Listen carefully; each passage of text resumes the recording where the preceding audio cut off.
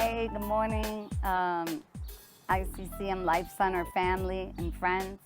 Um, we're just continuing to learn about this 21-day brain detox. And for those of you that are going to do it, I hope the science isn't just making it more complicated than what it really is.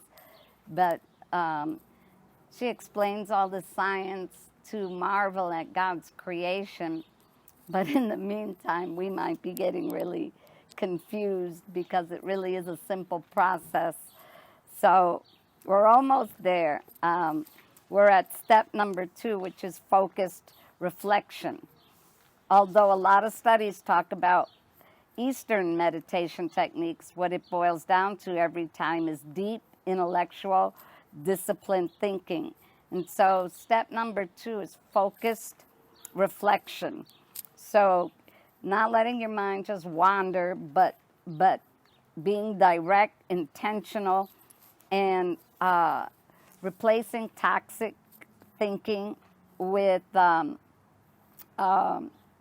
thought. Disciplined thinking and attention regulation, thinking, body awareness, emotion regulation, and a sense of self that changes the brain positively.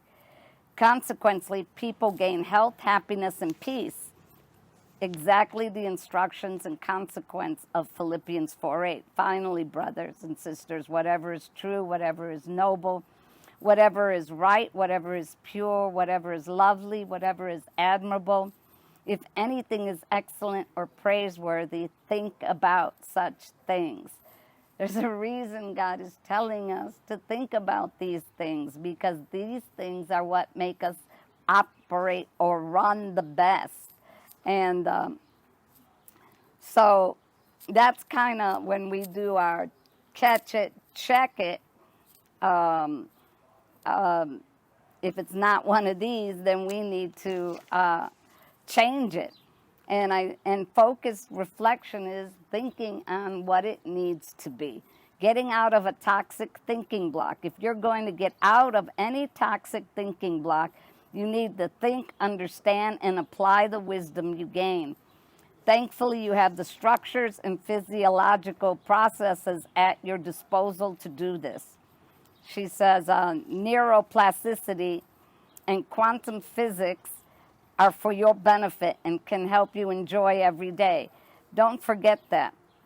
As a neuroplatician should ever be allowed, you can do your own brain surgery.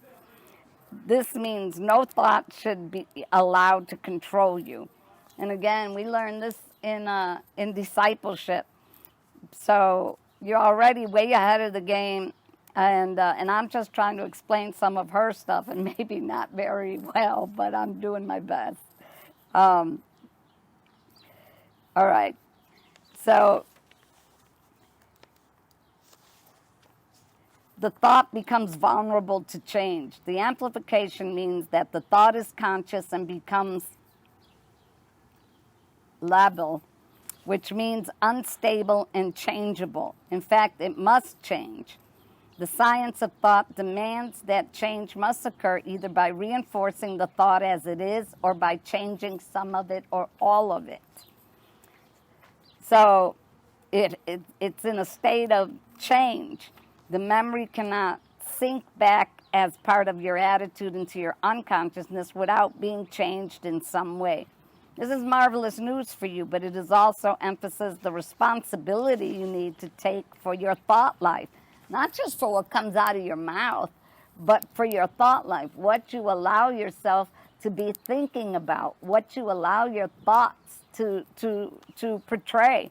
No thought is harmless, nor does it stay the same.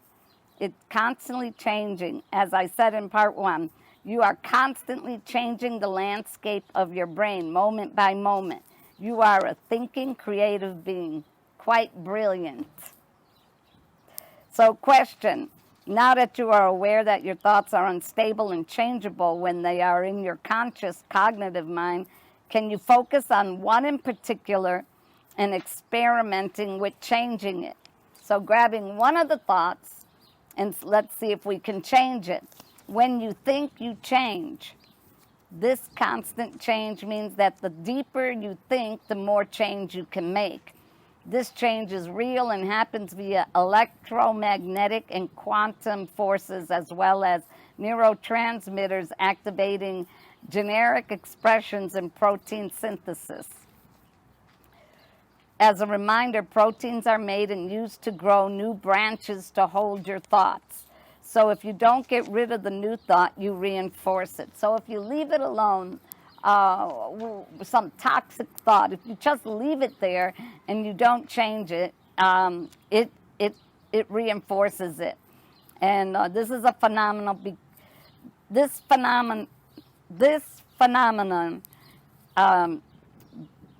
because science confirms that you can choose with your free will to interfere with genetic expression, which is protein synthesis. If you say you can't or won't, this decision will actually cause protein synthesis and change in your brain into I can't or I won't. So your thought process is really important. This is also called renewing of the mind, bringing into thought into captivity every thought. You have to make a decision. Do you want to build memories out of this new information coming into your mind?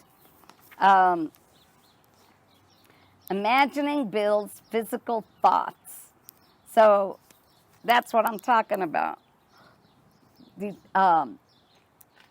Thinking in a new process, deliberate, to change what's in your head, the thought that you have, so that it doesn't go down like that, but it goes down how you want it. Faith is the substance of things hoped for, the evidence of things not seen.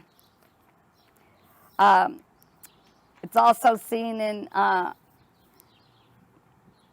Genesis 11:6. We see this principle in the Bible. Nothing they have imagined they can do will be impossible for them. That's in the Amplified. Have you ever found yourself rehearsing something over and over for days on end, almost like you couldn't get it out of your head? How did that make you feel? A healthy thought and a toxic thought can both be built with mental rehearsal, which is deliberate. You're deliberate. You're putting something into your head deliberately. And replacing it with the correct information, using Philippians 4:8 as your guide. So, in conclusion, focused thinking is specifically focusing on one thought with its interconnections.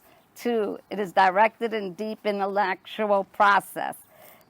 It is a disciplined way of thinking that has the elements of attention regulation, controlling, raging, and preventing chaotic thoughts from moving through the mind. 4, it includes body awareness, emotion regulation, and sense of self that changes the brain. Anyway, like I said, don't get caught up in the science and the wording here. It's really a simple process. You already know how to do it. It's very similar to renewing of the mind, how we do it in discipleship, only this is a 21-day purposeful, directed thinking. So we got 2 more steps to go, and then we're going to give it a go and see how things work out. Anyway, I love you. I hope you're having a great day. See you tomorrow.